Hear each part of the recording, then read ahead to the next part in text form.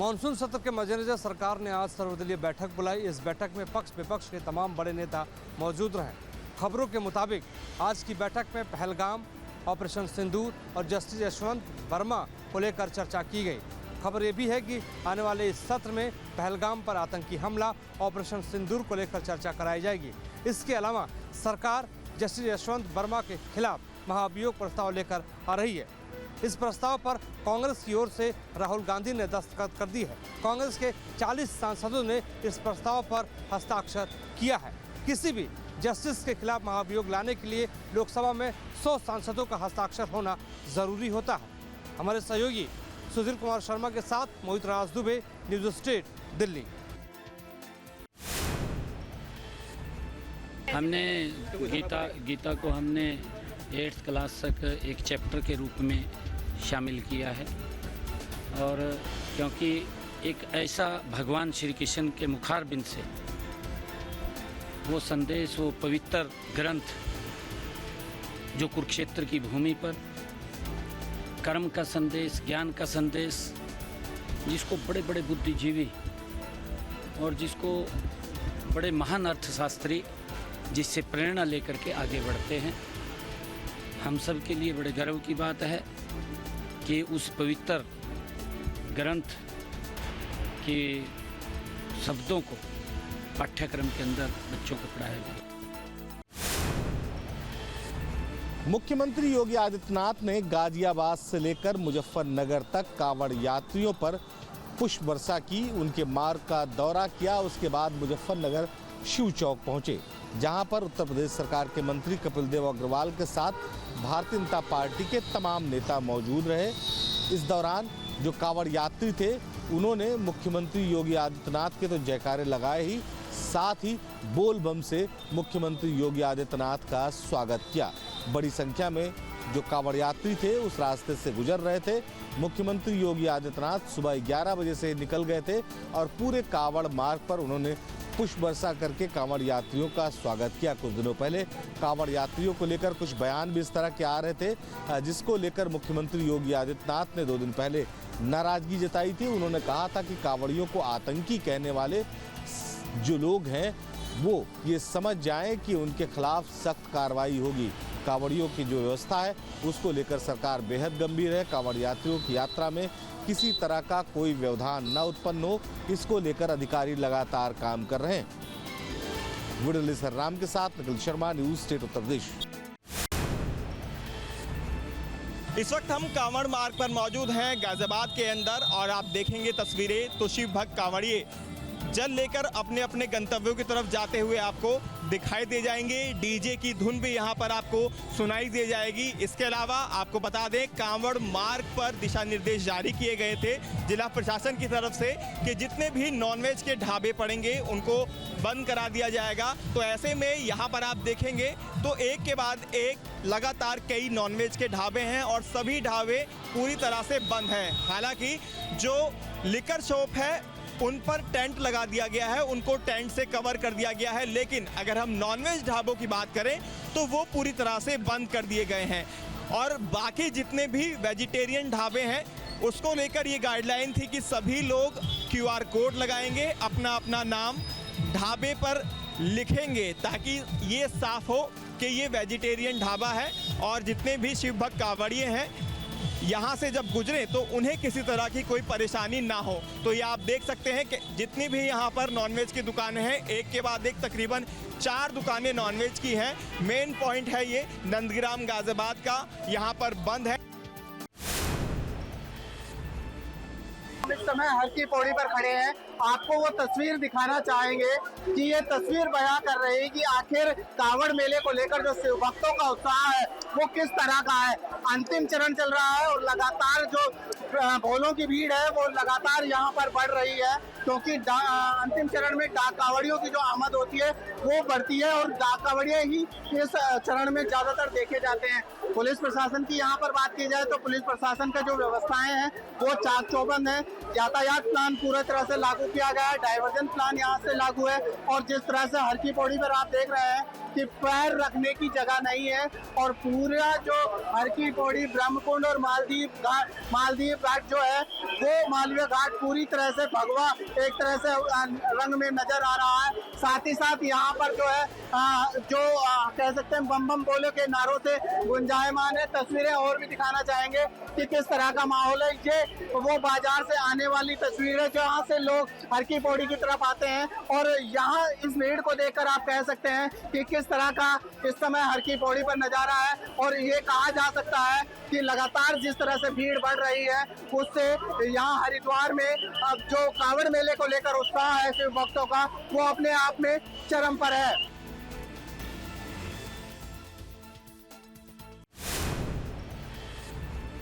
कांवड़ यात्रा के दौरान अब कुछ चीजें प्रतिबंधित रहेंगी। दरअसल पिछले कुछ दिनों में जिस तरह से देखा गया कि कांवड़ यात्रा के दौरान कई विवाद हुए, खास करके डीजे कंपटीशन के दौरान। ऐसे में एक पक्ष ने दूसरे पक्ष पर हमला किया और कई लोग घायल हो गए, जिसके बाद ये तय किया गया है कि कांवड़ यात्रा के दौरान हॉकी स्टिक या बेसबॉल या इस तरह की कोई चीज जिससे आप एक दूसरे के ऊपर हमला कर सकते हैं वो लेकर नहीं चल सकते।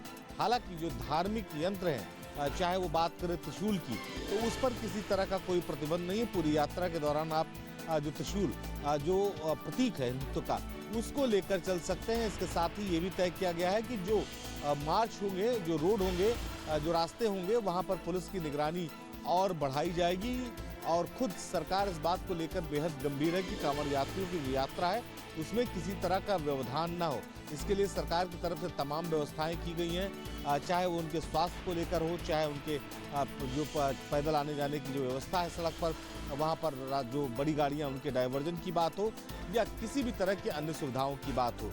सरकार पूरा फोकस कर रही है कांवड़ यात्रियों को किस तरह की कोई दिक्कत ना हो। अब इसमें एक संशोधन भी कर दिया गया है। वीडियो राम के साथ निखिल शर्मा, न्यूज़ स्टेट उत्तर प्रदेश।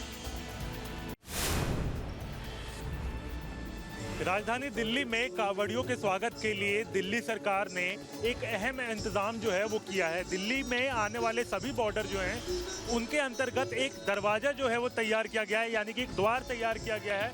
और ये इस तरह के 17 द्वार जो हैं वो तैयार किए गए हैं। इन 17 द्वार में 12 द्वार जो हैं वो महादेव के नाम पर है, भगवान शंकर के 12 ज्योतिर्लिंगों के नाम पर है, और बाकी जो 5 जो गेट बनाए गए हैं वो भी महादेव के नाम पर जो है वो बनाए गए हैं, ताकि किसी भी तरीके से कांवड़ियों को कोई दिक्कत ना हो। उसका खास इंतजाम जो है वो किया जाए। इसके साथ साथ स्वागत समारोह भी तैयार किया गया है, जहाँ पर हर तरीके की सुविधा जो है कांवड़ियों के लिए वो मुहैया कराई गई है। इसके साथ साथ अगर किसी भी तरीके की समस्या आती है तो उसका इंतजाम भी यहाँ पर किया गया है। इसके साथ साथ अगर हम बात करें तो दिल्ली सरकार के सभी आला अधिकारियों को भी निर्देश दिया गया है, संबंधित विभागों को भी निर्देश दिया गया है कि किसी भी तरीके से कोई दिक्कत जो है वो कांवड़ियों को नहीं होनी चाहिए। इसका भी खास तौर पर ध्यान रखा गया है। और इसके साथ साथ दिल्ली में प्रवेश करते ही इन भव्य द्वारों के साथ साथ पुष्प वर्षा के साथ उनके ऊपर जो है उनका स्वागत किया जाएगा। तो इस तरीके की तैयारी जो है यहाँ पर दिल्ली सरकार ने की है।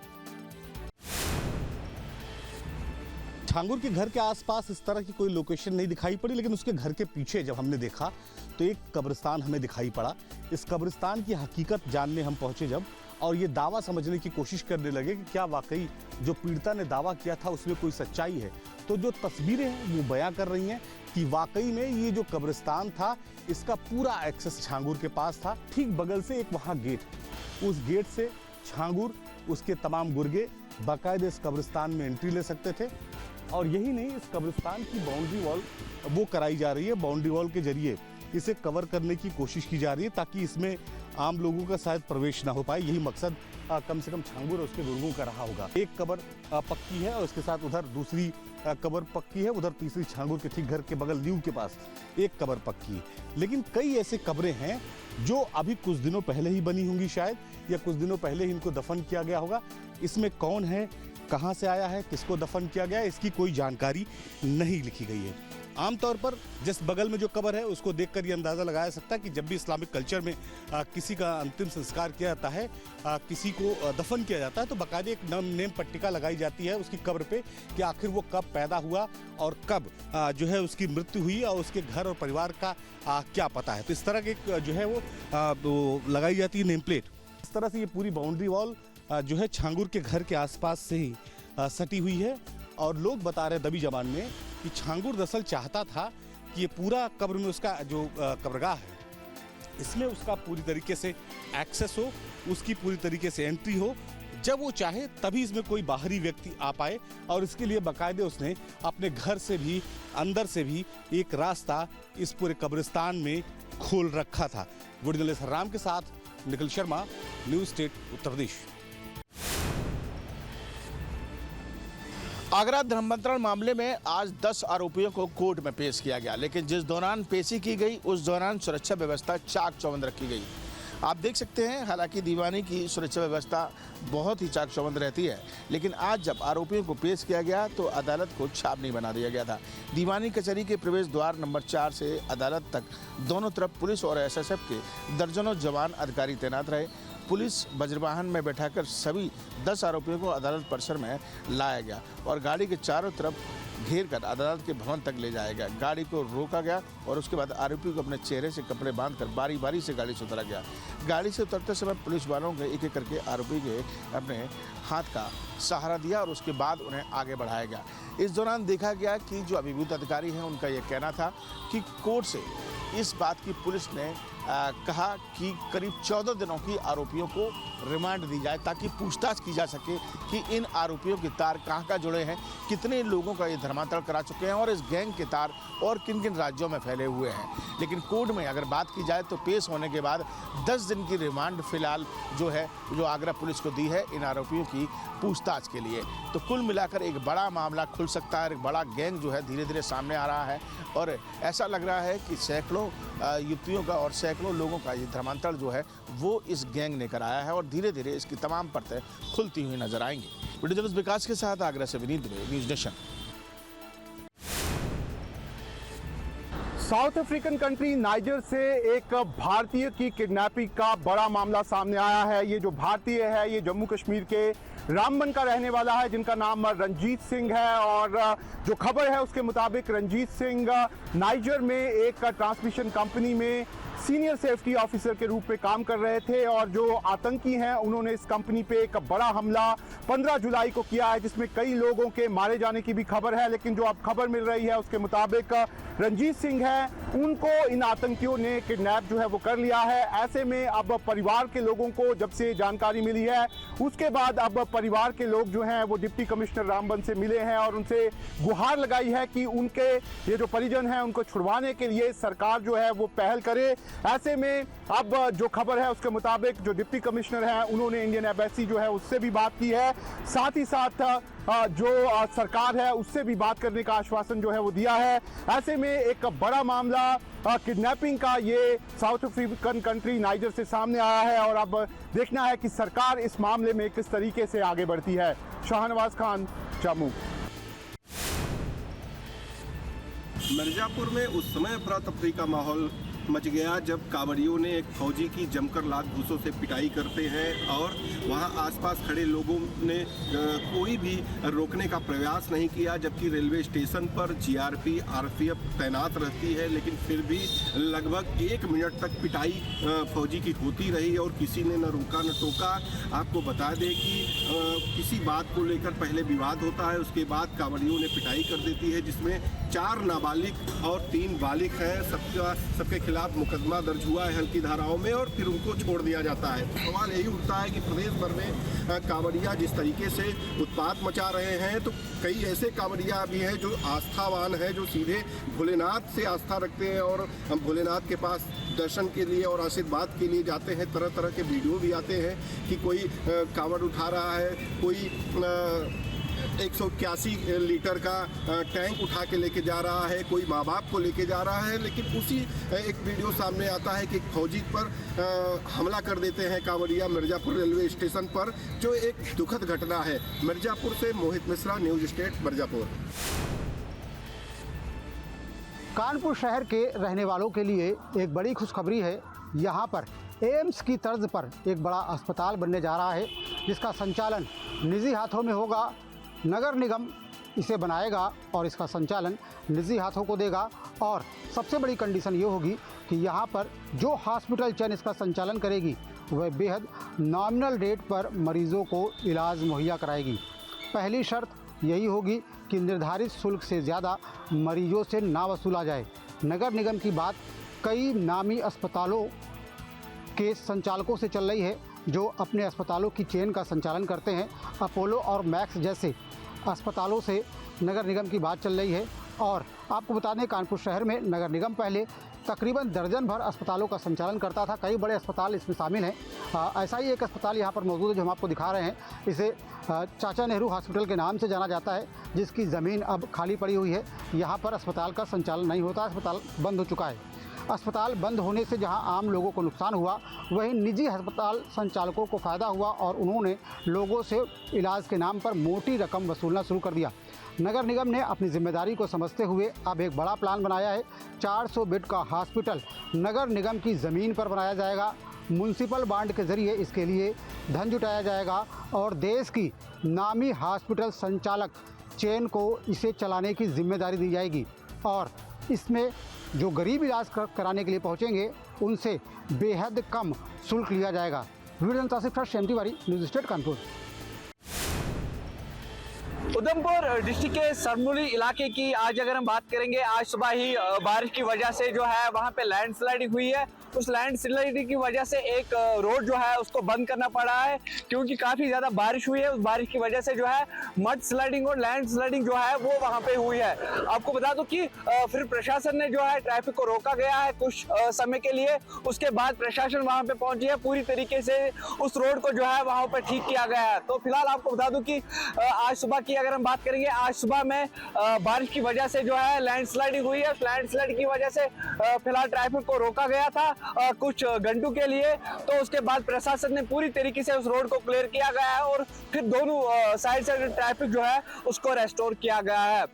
वीडियो जर्नलिस्ट मीर मुंतजिर के साथ खालिद डार, न्यूज़ स्टेट। मध्य प्रदेश की राजधानी भोपाल में प्रशासन ने एक बड़ा फैसला लेते हुए राजधानी में स्कूली बच्चों के लिए ई रिक्शा से आवाजाही पर रोक लगा दी है। शहर में कई स्कूल बच्चों को लाने और ले जाने के लिए ई रिक्शा का इस्तेमाल करते हैं। जिला प्रशासन ने बच्चों की सुरक्षा के लिहाज से असुरक्षित करार दिया है।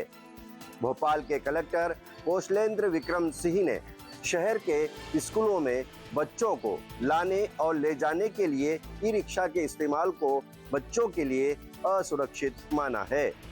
सोमवार से ही इस पर रोक के बाद अब स्कूल जाने वाले सभी विद्यार्थी ई रिक्शा से स्कूल नहीं जा सकेंगे।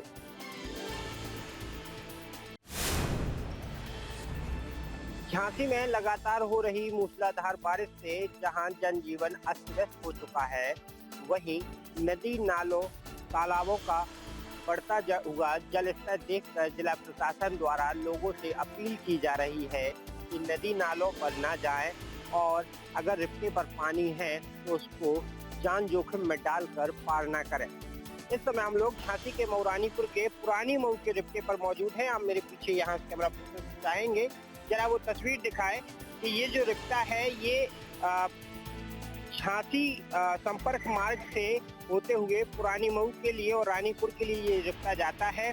इस रिफ्टे पर पानी का तेज बहाव लगातार जान जोखिम में डालकर पैदल, साइकिल से, मोटरसाइकिल से निकलते हुए नजर आ रहे हैं। और क्या नाम है आपका? अनुराग कुमार रेजा। कहाँ के हैं? मऊरानीपुर। आप ये बताइए, ये पुल पाए पानी आ रहा है, हाँ। कब से है ये पानी? ये कल से है भाई साहब। और कहाँ जा रहे हैं? अभी हम मंदिर जा रहे हैं, गरगटन मंदिर। अच्छा, तो ये पुल पे आप लोगों ने कौन है आप? हम भी हमारे कोई नहीं, इनको रायगिरी है, इनको मदद की, इनको पुल पार कराने के लिए। अच्छा, तो आप कोई सुपरमैन है? नहीं, सुपरमैन नहीं, हम गरगटन बब्बा के भक्त हैं। तो भक्त है। हाँ। तो आपको इस पानी से डर नहीं लगता? नहीं।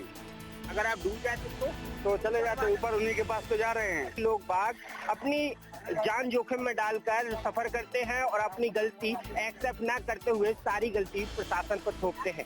अब देखना ये है इस तरीके से लापरवाही करने वालों पर भी प्रशासन क्या कार्रवाई करता है। सहयोगी कैमरामैन के साथ रवि परिहार, न्यूज स्टेट झांसी।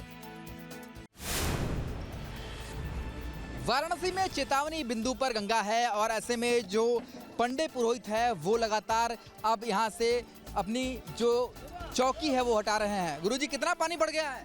अरे बहुत बढ़ गया है, हम लोगों के लिए तो बहुत आफत हो गया है। अब रोड पे जा रहे हैं, देख रहे हैं, तो अब बनास हवेली तक जाना पड़ेगा हम लोगों को, और ऐसा ही दशा रहेगा गंगा में। कैसे चलेगा आपका जो पंडित पुरोहित का? ऐसे ही चलता रहेगा, लोग आते रहेंगे, जहाँ तक गंगा जी जाएंगे हम लोग ऐसे वहाँ आगे बढ़े जाते हैं और लोग आते हैं। अब क्या करेंगे, काम होता है। सही बात है, माँ गंगा लगातार बढ़ रही है और इसलिए देखिए चौकियाँ जो है वो हटाई जा रही है। यहाँ से जो पंडित पुरोहित बैठते हैं, इन चौकियों को यहाँ से हटाया जा रहा है क्योंकि पानी लगातार बढ़ता हुआ दिखाई दे रहा है।